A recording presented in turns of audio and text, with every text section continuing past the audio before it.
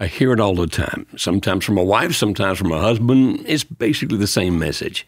Yeah, well, there's no help for our marriage, and let me tell you why. My spouse will never change. Well, maybe that's true, and maybe it's not. Understanding why people change and how to influence people to change can really make everything different than it is right now. So rather than giving up hope by accusing your spouse of being a person who is set in his ways and will never be any different, maybe it's just time that you learn about the things you can do that can actually create an environment that will foster change. Hi, I'm Dr. Joe Beam with Marriage Helper. This is Kimberly Beam Holmes. She is our CEO. Kimberly, even at your young age, I'm sure you've heard that phrase many times. He'll never change. Oh, absolutely. People say that all the time about multiple types of people, right? Mm-hmm. We make a determination in our mind about someone else. And, you know, as you were talking, I was thinking about a study that happened years ago of children that were tested in kindergarten and then followed all the way through college and then into their career to see how successful they were. And as kindergartners, they were given these tests. And then the teachers were told that 20% of the kids were just beyond intelligent. They were superstars, very gifted. And the other 80%, they told the teachers they were just average. And every teacher throughout the career knew about this test and knew what they were. And knew which kids went into which group? Yes, they knew which kids went into each group. And so those 20% superstar kids, the teachers treated them different. They challenged them more because they were told these kids are special. And through the longitudinal study, it showed that those kids went on way more than the other group to be very successful in their careers, have great lives, all of those things. And the other 80% were just average because that's how they were treated. Well, come to find out the results were made up. They just randomly chose 20% of the children and told the teachers these are above average intelligence. And so because that's what people believed about these kids, that's how they treated them. Now, on the flip side of what you were just talking about, when you believe someone will never change or that they're a deadbeat or that they're whatever, then you are going to treat them that way. And it's, I guess, the opposite of a self-fulfilling prophecy. It becomes others fulfilling prophecy that what you believe about them and how you treat them is going to really influence many of the ways that they act and the trajectory that they can take. So when we talk about influence and how we can influence our spouse, a big part of it is going to start with, how are you thinking about them? Okay, because a mindset labeling the other person will affect how you interact with them, which tends to reinforce their current behavior. You're just a narcissist. That's the big one right now, right? Oh, yeah. They're just a narcissist. They're never going to change. They're always going to be selfish, so on and so forth. Yeah. Then you treat them that way. And then and the thing about narcissism, if someone were to actually have it, which is very rare, that they have the personality disorder, but narcissism in and of itself is a character trait that all of us have to some degree. Everybody's selfish. Everyone is well, and I was speaking with a researcher on my podcast, and he said, having too low of narcissism is actually just as bad as having too high, because narcissism is a self-protective measure of belief about myself and what I can do and what my capabilities are, basically. And so people who don't have enough narcissism are going to be doormats and be walked over, and they're not going to advocate for themselves as much as narcissism in the sense of taking care of themselves, believing in themselves. Right. The word narcissism has been given a different definition in how culture uses it than really how the personality indicator of it is. And so all of that to say is when we treat someone like that, it actually is just going to lead them to do more self-protective measures because they're already feeling frustrated and left out. Right. But as you said, narcissistic personality disorder exists in less than 1% of the population. Exactly. So why do people change if they change? If you're going to change, if anybody's going to change, they're going to change because there's a reason to change. And that reason has to be something that's important to him. My dad, when I was young, smoked Camel cigarettes. I'll never forget that. And he smoked those things, I don't know how many a day, but he smoked and smoked and smoked and smoked until finally he got a lung disease based on smoking those cigarettes. And they told him, if you continue to smoke, you're going to die. Well, it gave him a reason to change. And therefore, he stopped smoking and didn't smoke anymore for the rest of his life. You say, isn't that a hard habit to stop? I never have been much of a smoker, so I really don't know. But it looked like to me it was really hard to stop. Many people have told me how hard it is to stop, but he had a reason to do so, a reason that mattered to him. And so when it comes to behavior, when your spouse is interacting with you in certain ways, they'll continue to do that behavior as long as that behavior gets rewarded. So, Kimberly, let's talk a little bit about behavior modification 101. Behavior that gets rewarded, in other words, that the response to it in some form satisfies that person, that behavior gets repeated. Behavior that does not get rewarded, in other words, that you just don't react one way or the other, after a while will self-extinguish, meaning that it goes away because it's no longer being rewarded.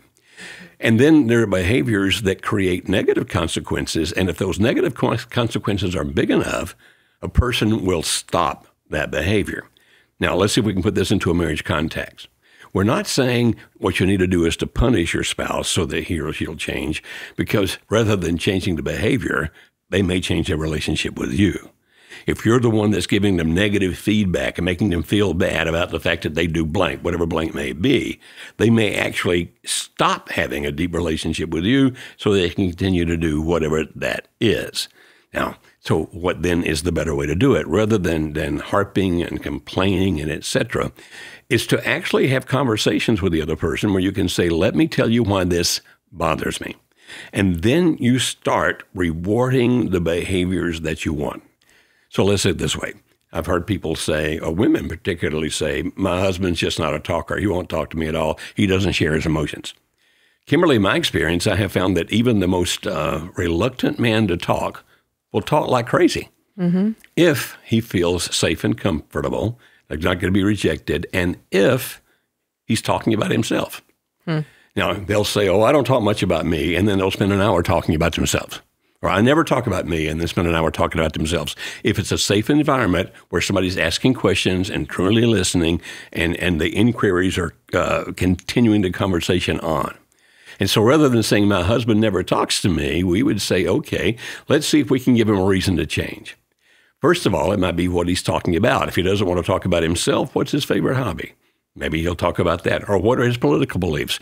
Maybe he'll talk about that. Or what his religious beliefs might be. Maybe he'll talk about that. And so you find the right topic. And then as the person does that change in behavior, he's now talking, you literally have a conversation with him where that you listen, pay attention, feedback, etc. In other words, you can create new behavior and reward the behavior until it becomes a habit if you conscientiously do it, but it's much less likely that you can make that happen if you try to force the other person to do it or do it through negative reward. Right. Did I make that too confusing? No, I think that's exactly right. It's just typically in a situation like that, I think a lot of times women are saying, well, he won't talk because he won't talk about what they want him to talk about. He won't talk about issues in the marriage or how they feel or whatever. And so what we're saying is you find a different approach and you establish a baseline of communication, a foundation of good communication by asking him to talk about one of his favorite hobbies or have him teach you to do something that he loves to do. You know, take me out hunting with you. Teach me how to do that. Be willing to not talk about the things that you're trying to get him to talk about because you're establishing a foundation that you can then build off of once there's a good basis of communication there. Excellent. And maybe it's a situation where a guy says, well, my wife is not interested in making love to me. She'll never change. She's always going to be cold, etc. Okay. Then look at that and think, okay, maybe, just maybe, it's about something that I'm doing. When I did a survey several years ago of 5,000 people asking questions about their marriages, one of the questions was, is there anything that has significantly reduced your sexual attraction to your spouse? And when women were giving their answers, and by the way, 1 out of every 3 women gave at least one reason for that. Isn't that fascinating? And one of the top ones was about our relationship is not what it should be. Another top one was, my husband is not a very good lover. He's not a good lover. He doesn't know how to be romantic.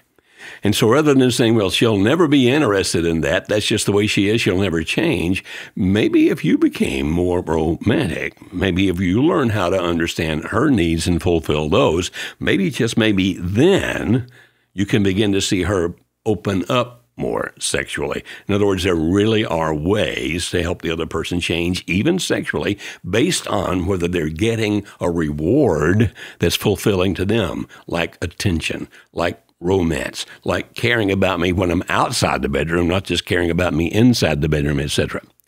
Now, Kimberly, saying those kinds of things, it's still true, though, that sometimes that some people are not going to change without professional help, right? Especially if there is an addiction that's there or something from their past that's keeping them stuck in some negative or destructive thought pattern or behavior. Yes, absolutely. I mean, there could definitely be, especially in the case of an addiction, a biochemical response that's happening that they have to have some kind of intervention in order to change. Right.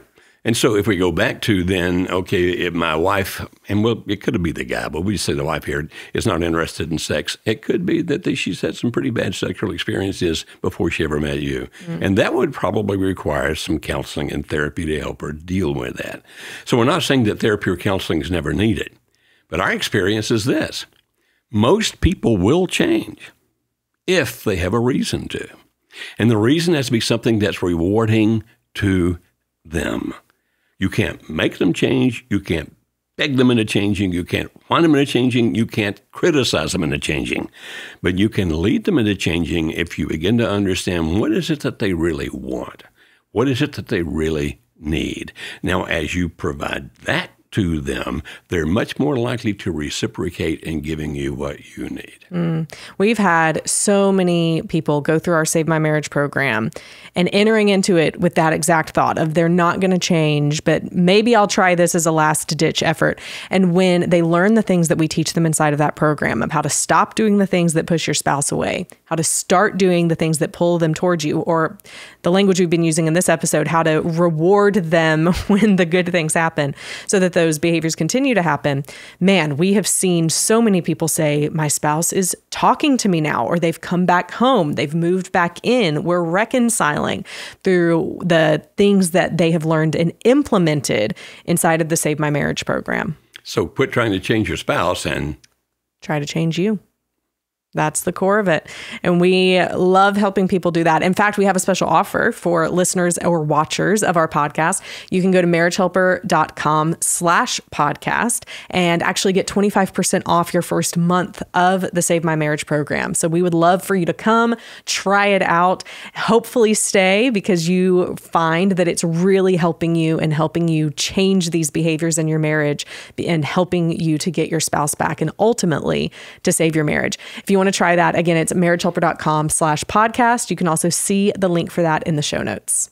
Thanks for listening or watching this episode. Until next time, see you next time.